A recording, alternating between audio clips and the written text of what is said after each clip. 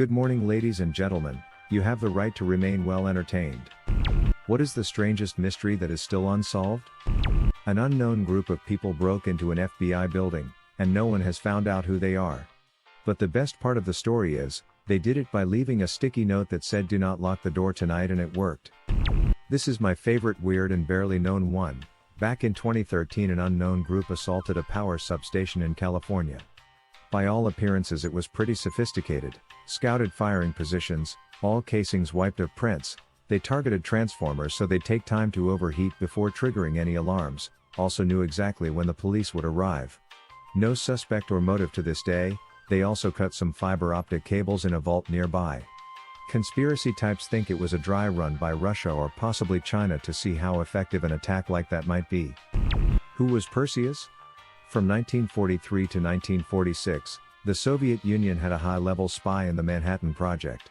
Codenamed Perseus, this spy was a scientist at the White Sands missile testing site in NM, and the main research facilities in Los Alamos. Perseus saw pretty much the entire project start to finish, giving the Russians everything they needed to get to work on their own bomb. The fact that they were able to do so within 4 years of the end of World War II when their nations was still devastated is proof positive that Perseus helped a great deal. And to top it all off, Perseus was never caught or positively identified. What on earth happened to the Tromp family? So it's this Australian family who owned a berry farm. Somehow Mr. and Mrs. Tromp and their 3 grown kids developed the belief that they weren't safe and they needed to flee their farm without cell phones or anything traceable, credit cards, etc. It sounds like the oldest son wasn't sold on whatever it was that led them to flee.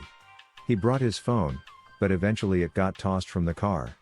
He ended up bailing first and taking a train home. From there the rest of the family slowly separated and suffered various degrees of emotional breaks. The 2 girls stole a car. Somehow they got separated and one made it home, but the other was found on the floor in the backseat of some guy's car in a catatonic state. He spotted her after he started down the road. Eventually the parents were found wandering around aimlessly. Fortunately they were all okay physically, but WTF happened? Was someone actually after them? Were they delusional? As far as I know the family hasn't released any updates. The whereabouts of the last Gestapo chief Heinrich Müller. The last verified sighting of him was in Berlin roughly 3 days before it fell. He had stated he knew full well what the Russians did to prisoners and he had no intentions of being captured. As chief of the Gestapo he more than likely had access to foreign documents as well as ways to replicate them. Both the CIA and the KGB spent time looking for him, but no trace has ever been found. South America, probably. That was the Nazi failsafe. Disappear and blend into the country. They think they found a chain of forts in Venezuela used by Nazi officials. Asha degree. Girl leaves her house in the middle of the night during a storm and disappeared. The only problem is that she was terrified of thunder and lightning and had no motive for leaving because her home life was fine. Then her clothes and backpack were found a year later in an abandoned construction site. Nice try, Netflix.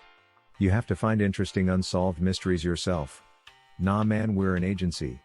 I bet you can't guess which one. Also clear your search history.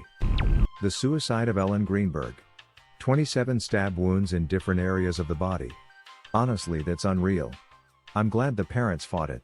Looks like the case is going to trial next year. I hope the medical examiner doesn't die of suicide before he has to testify why he changed the cause of death at the insistence of the police department. Which of the 3 astronauts aboard Apollo 10 was responsible for the floating turd who pooped the bunk? I think I read somewhere that it turned out to be a chocolate bar. I'll try to find it. Never backed up. I can't say the Choco Bar is accurate, as the transcripts agree that it was a turd. Alas, waste management in space is a pain in the butt. There are a few that bug me. The Solder children, their house burned down in the middle of the night. Several of the kids were presumed dead, but their bodies were never found in the debris and it never burned hot enough to cremate them. It started to look extremely suspicious, and the parents until their deaths believed that they had been taken for some reason. Many years down the line they did receive a photo and cryptic note from someone claiming to be their son, but it was never the boy in the box.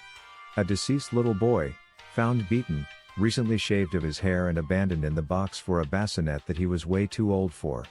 The photos and reconstructions of him released to the public in the desperate hope of identifying him are haunting.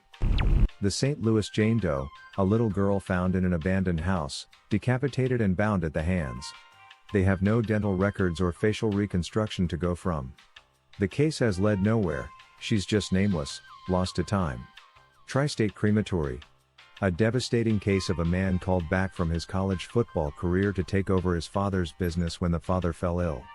Over time people started noticing bodies and body parts on the grounds, just hanging around. When someone finally took the reports seriously, they found that he'd been piling bodies up randomly all over the property, often when it would have been much easier to cremate them instead of hauling them around to where they were dumped. The guy gave families canisters of cement dust instead of ashes. The mystery on this one is why? The guy never gave up the answer to what happened there and will only insist that there are no answers. His lawyer theorized he had mercury poisoning from cremating amalgam fillings, but that doesn't really explain why you would dump a body instead of cremating it when the latter takes less effort. The West Memphis 3 case.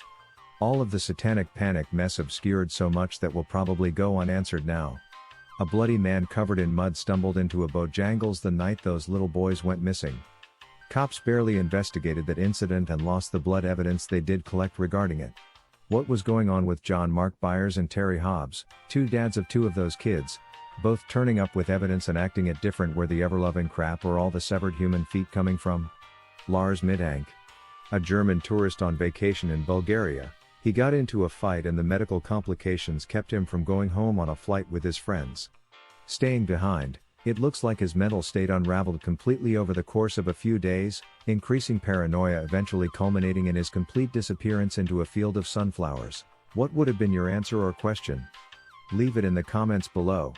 Slap that like and subscribe button for more, and check out the link in the video description for even more answers. Peace out, and catch you in the next video.